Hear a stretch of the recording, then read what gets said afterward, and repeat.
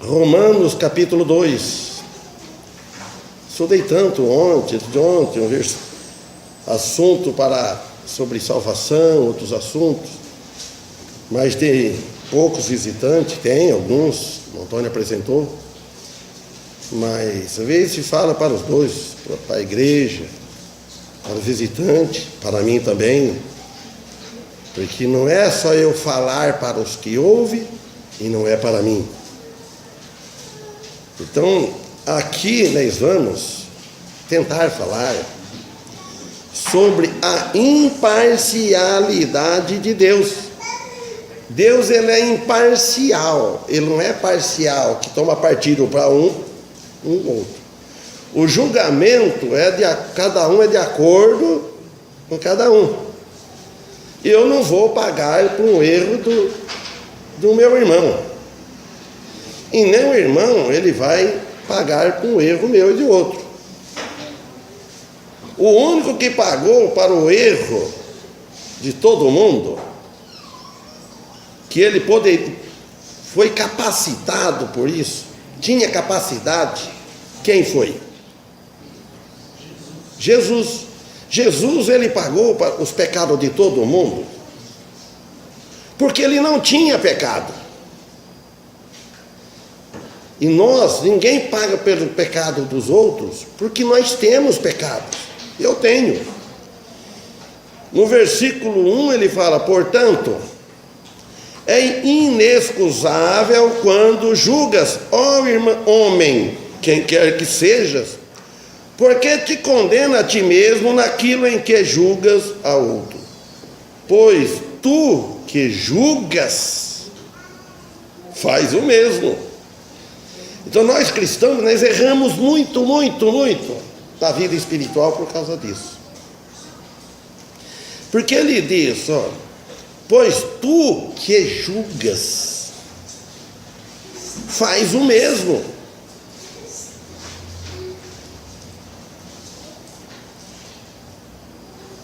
Então ele fala que é inexcusável, é imperdoável, indesculpável, quando você julga outro.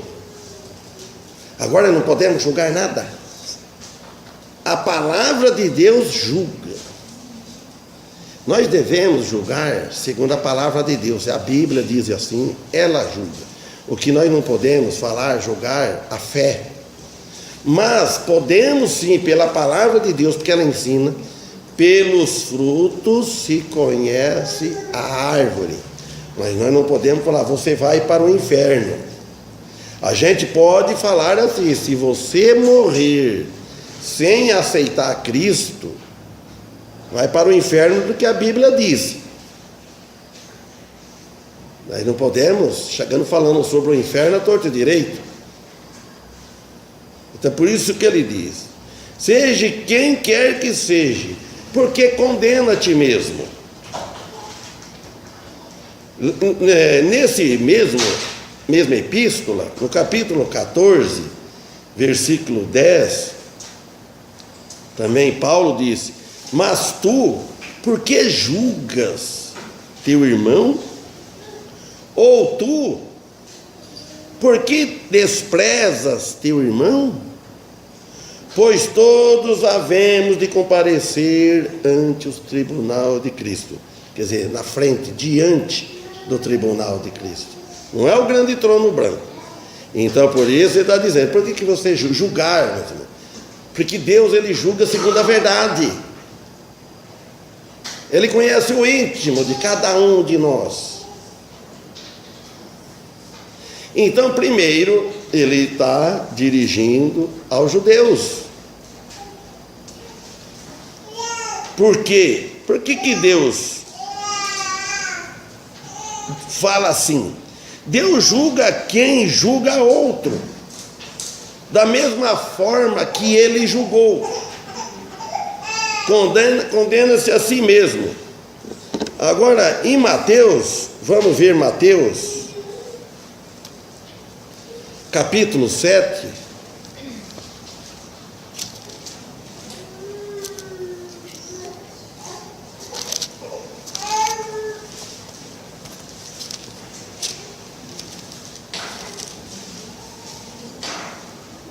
Mateus capítulo 7. Não julgueis para que não sejais julgados. Porque com o juízo com que julgardes, sereis julgados, e com a medida com que tiver medido, vos hão de medir a vós. E por que reparas tu no argueiro que está no olho do teu irmão, e não vês a trave que está no olho, a trave que está no teu olho? Ou dirás a teu irmão: deixa-me tirar o argueiro do teu olho, estando uma trave no teu? Ele chamou de hipócrita. Fecha a porta, Manuel, por favor. Ele chamou de hipócritas. Tira por primeiro a trave do teu olho, e então cuidarás em tirar o argueiro do olho do teu irmão. Então ele está dizendo aqui sobre julgamento severo. Isso aí não é para nós julgar, para nós não sermos julgados. Nós às vezes fala do argueiro no olho do irmão, quer dizer que um cisquinho, e sendo que na frente nossa está uma trave. Às vezes nós gostamos de falar muito da vida dos outros, do irmão, e não olha que nós está fazendo pior. Então nós devemos primeiro tirar a trave, que é uma grande trave, que está no olho, não está enxergando nada. E um cisquinho está no olho do irmão, a gente está vendo. Aí ele chamou de hipócritas. Hipócrita, o versículo 5. Tira primeiro a trave do teu olho, então cuidará de tirar o argueiro do olho do teu irmão. Vê como ele está vivendo. Aí você vai cuidar. Então, porque os judeus, ou nós cristãos, eles não eram melhores do que os gentios, que eles tanto condenavam e julgavam. E nós também não somos melhores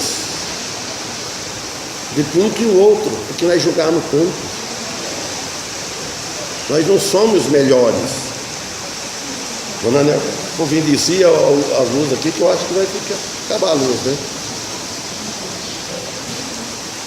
E eles condenavam, por favor, obrigado. Eles condenavam constantemente. E os judeus, eles repreendiam severamente e julgavam. E às vezes nós fazemos assim. Quantas pessoas, quantos cristãos que tem hoje nas igrejas, julgam, humilham e faz pior durante a vida, faz pior vivendo lá fora. O versículo 2 ele fala: e bem sabemos que, obrigado, e bem sabemos que o juízo,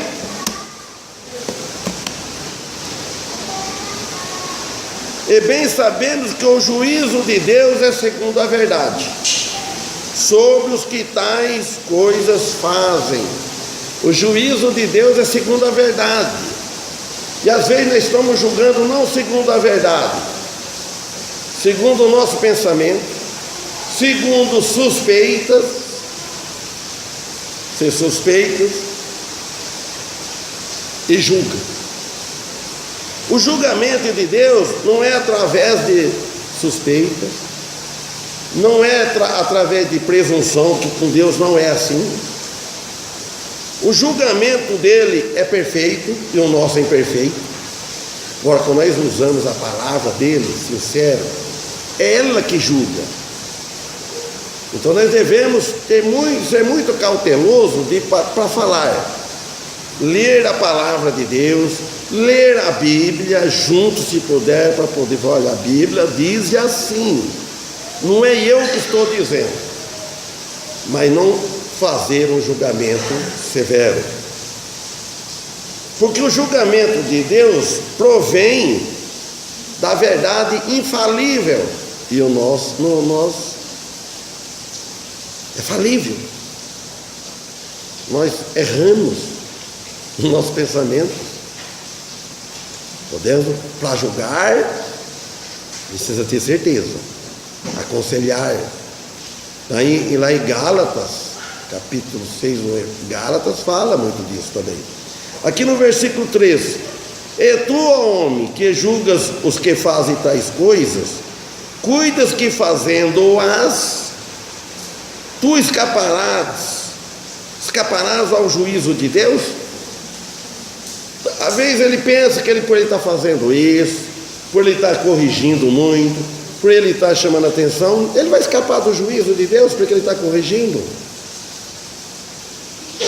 Você pensa que você está fazendo isso, escapará do juízo de Deus? Não.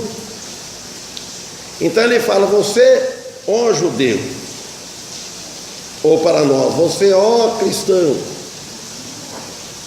Quer dizer que muitos cristãos, muitos judeus, eles acreditavam que o privilégio de eles nascer como judeu, eles asseguraria ou garantia sua entrada no reino. É a mesma coisa uma pessoa falar: eu nasci crente, eu nasci no berço cristão, eu nasci na igreja. Pode nascer na igreja, pode nascer dentro de uma família cristã, isso não vai garantir a salvação dele, se ele não aceitar Cristo. A salvação é individual. Não é que se o chefe de família salvou, os outros vai salvar também. É santificado. Paulo disse: o marido descrente, ele é santificado pela mulher que é descrente, mas não está falando que é salvo. Santificado é uma coisa, Deus vai proteger, vai cuidar daquele homem, porque a esposa é cristã. Por amor à filha dele, ele vai cuidar do marido, vice-versa. Às vezes o marido é cristão, a mulher não é. Então é a mesma coisa, os filhos, assim vai. E no versículo 4 ele diz assim: ou desprezas tu as riquezas da sua benignidade e paciência e longanimidade, ignorando que a benignidade de Deus te leva ao arrependimento? Então falando, se você está desprezando essas coisas, acreditando que eles mereciam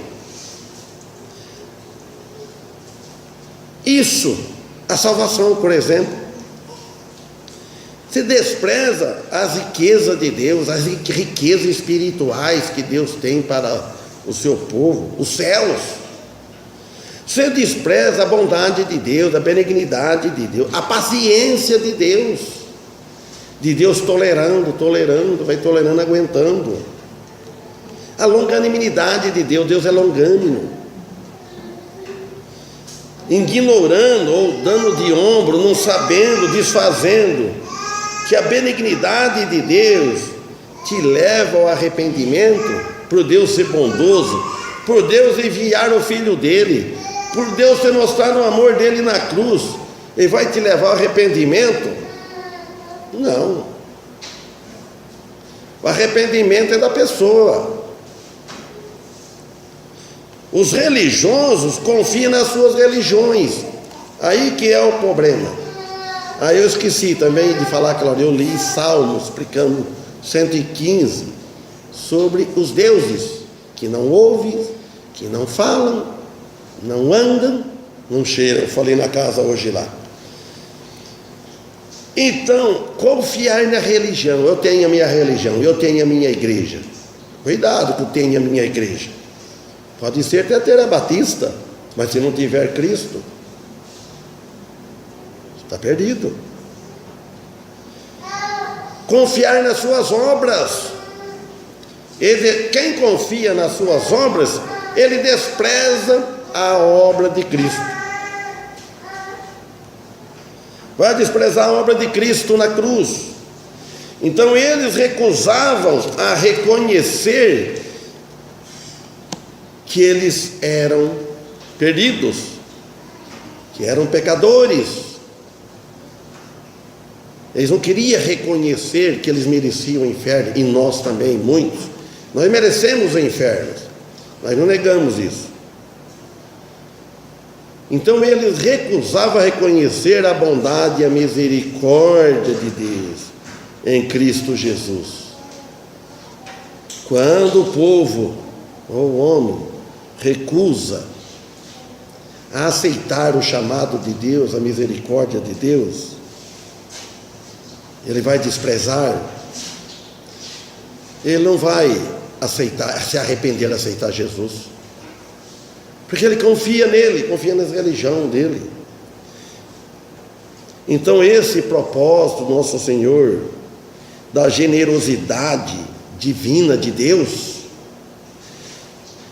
eles mostraram desprezo, desdém pelo próprio Deus, ao amor de Deus.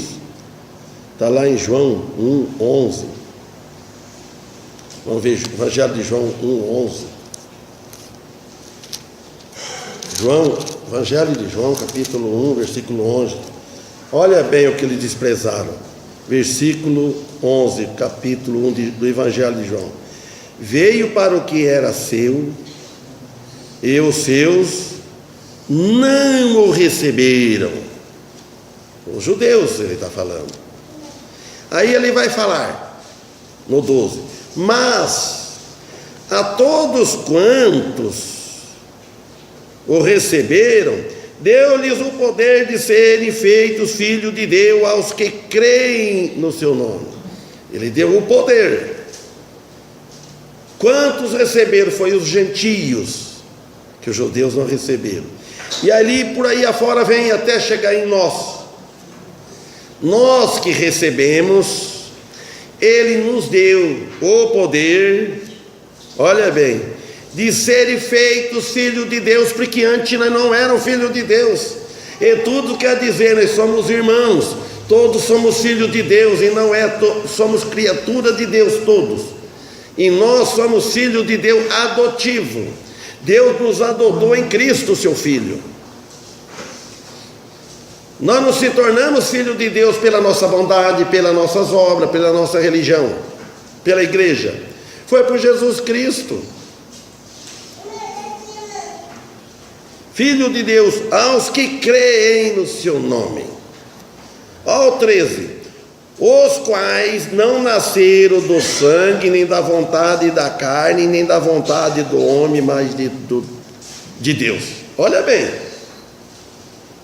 ao nascimento físico, os quais não nasceram da carne. Então esse nascimento de novo, não é o nascimento da carne, está falando, e nem da vontade da carne. Vocês entendem? A vontade da carne, o marido e a mulher, a vontade de ter um filho, programar para ter um filho. Então vem a vontade da carne, tem o filho. E nem da vontade do homem, de ter um pai, do homem, de ter um filho. Não é disso que ele está falando. Você vai ter vontade, vamos ter um filho, o casal é natural, Deus abençoa, ele quer isso, vai sair ter uma vida, mas não é desse nascimento que está falando. É o nascimento de cima, espiritual. Olha o 14: e o verbo se fez carne. Quem que é esse verbo? Jesus, quer dizer, a palavra, que em outra versão fala isso. E o verbo se fez carne, e habitou entre nós, e vimos a sua glória, como a glória do unigênito do Pai, cheio de graça e de verdade. Falando de nosso Senhor Jesus Cristo. Então por isso que ele disse, agora voltando aqui no versículo 5 de Romanos 2: Mas segundo a tua dureza do teu coração impenitente, entesouras ira para ti no dia da ira e da manifestação do juízo de Deus, o qual recompensará cada um segundo as suas obras, a saber, a vida eterna aos que com perseverança em fazer bem procuram glória e honra e incorrupção, imortalidade que não morre. Olha, mas segundo a tua dureza, olha bem o coração duro aqui, ele falando, o coração impenitente, quer dizer, que não mostra arrependimento. O homem, quando fala homem e mulher, que não mostra arrependimento, uma vida de arrependimento, ele está entesourando, guardando ou depositando num lugar a ira para ti no dia da ira, da manifestação do juízo de Deus. Vai ficando lá. Ele está guardando, porque ele não se arrepende. Mas quando se recusa a arrepender, muitos recusam arrepender, e a presunção religiosa consiste em dureza do coração, é coração duro, visto que uma contínua resistência, vai resistindo, todos nós resistimos.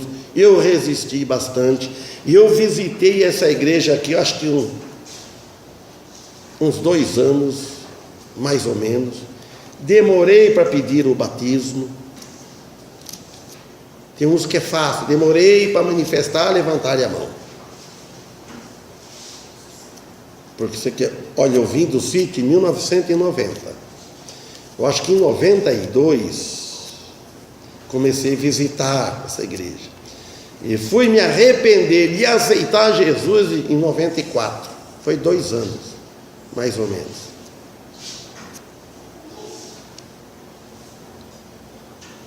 Coração duro. Ao mostrar para a graça de Deus, recusar a graça de Deus, o favor de Deus, recusar em obedecer aquele que nos amou, aquele que amou você, ainda que não aceitou Jesus. E nós cristãos, fazer a vontade de Deus, nós erramos, né? Vamos fazendo assim, ó. Mas o alvo certo, porque ninguém anda na linha certa, não existe. Foi o único que andou, foi o nosso Salvador. Por isso que Ele nos salvou, pôde morrer na cruz para pagar os pecados, porque Ele é o único que andou certinho, sem pecado. Então, sendo assim, aumenta o juízo, a condenação, a culpa, ao mesmo tempo em quem protesta afirma inocência, e afirma que é inocente, que é bonzinho, que vai à igreja, que faz boas obras, e vai acumulando a punição dele até o dia do juízo, se não arrepender. No versículo 6, nós vemos, irmãos, que colhemos o que semeamos. Vamos ver Gálatas 6:8. Cada um colhe o que semeia, que planta. 6:8, Gálatas. Vamos ler o versículo 7. Exortação à prática do bem. Ele fala que não erreis. Deus não se deixa escarnecer, porque tudo o que o homem semear, isto também ceifará. É a mesma coisa na lavoura, na agricultura. Tudo que nós semeávamos, que nós plantávamos, nós colhia. Nós semeava arroz, ia colher arroz. Nós semeava feijão, colhia feijão. Todos nós aqui mexemos com a agricultura, plantamos bastante. Mas o que ele está falando é na vida espiritual. Porque o que semeia na sua carne, olha bem, versículo 8. Porque o que semeia na sua carne, da carne ceifará a corrupção. Mas o que semeia no Espírito, do Espírito ceifará a vida eterna. O que se semeia na carne, as obras da carne. O que você não faz pelo amor, se fazer por obrigação, eu vou na igreja por obrigação, eu faço isso por obrigação, você está fazendo na carne. Nós temos que fazer tudo por amor. Eu amo meu Deus, eu amo fazer o bem, fazer com ela assim, livre, espontâneo. Uns mais, outros menos. E você semeia na carne, da carne vai colher corrupção. E o que semeia no Espírito, ceifará a vida eterna. Versículo 9. E não nos cansemos de fazer bem, porque a seu tempo ceifaremos, se não houvermos desfalecido. Se nós não houvermos desanimados, desfalecido quer dizer vai morto, você parou na metade do caminho. E não nos cansemos de fazer o bem.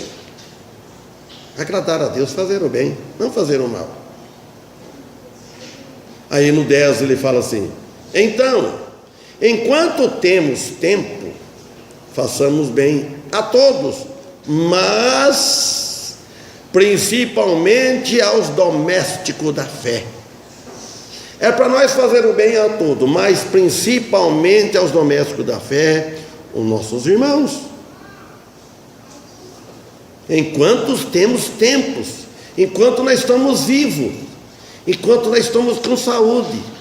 Eu falei para eles que dia lá em casa, li a Eclesiastes, falei para eles, lembre do teu Criador nos dias da tua mocidade, porque tem um que é novo, e o outro também visto, ele é bem mais novo do que eu. Jovem, lembra dos dias da tua mocidade.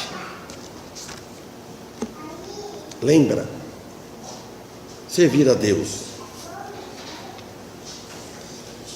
Então aqui no versículo 6 aqui de Romanos 2, a base do julgamento será aquilo que as pessoas tiverem sido após a salvação. Depois que você é salvo, aí você vai ter um julgamento, mas não é o julgamento da condenação, é o julgamento no tribunal de Cristo, o julgamento que cabe aos cristãos hoje, que Deus uns abençoa mais, outros abençoa menos. Não é que ele é imparcial, é de acordo com como a gente serve Ele. Porque a salvação, ela é uma dádiva, ela não é uma recompensa. Ela não é uma recompensa, ela é uma dádiva.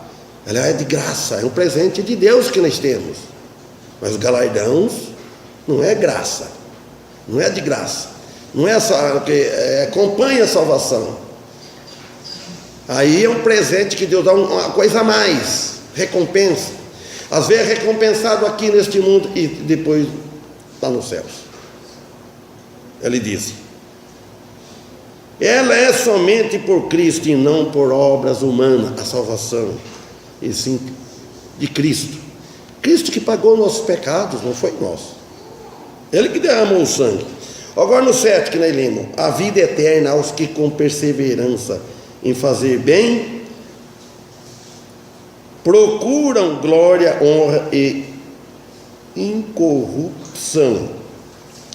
Então, ele está falando que aos que não confiam em posição para a salvação, mas sim em Cristo que provém de Deus. Não é que a vida eterna é tal de perseverança. A perseverança nós de fazer o bem, né? Vamos ter uma vida eterna mais completa, mais recheada. Você tem a vida eterna, mas e as recompensas, as regalias que podemos ter mais? Uma coisa a mais. Abençoado por Deus, por causa de se perseverar. João não disse que deixaste o teu primeiro amor? Muitos começam a carreira cristã e vai até certo ponto, ele perde aquele primeiro amor que tinha. O meu irmão sempre falava isso para mim, que ele vinha lá do sítio, 9 quilômetros, vizinho do Guerino, vinha de carrocinha com criança pequena, 2. Era quarta-feira, não tinha canseira, trabalhava na roça, o café o dia todo, mexia com gado, tirava leite. O Guerino é testemunha, via, o Daniel também. Vinha, primeiro amor, não perdia culto, ia embora de tempestade e de chuva.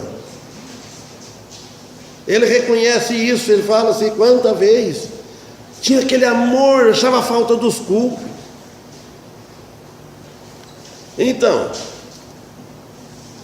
e hoje está acontecendo a mesma coisa. O versículo 8: mas a indignação e a ira aos que são contenciosos, desobedientes à verdade e obedientes à iniquidade. Nós temos que ver que ainda está obedecendo mais à verdade, à justiça de Cristo, ou está obedecendo mais à iniquidade, o pecado?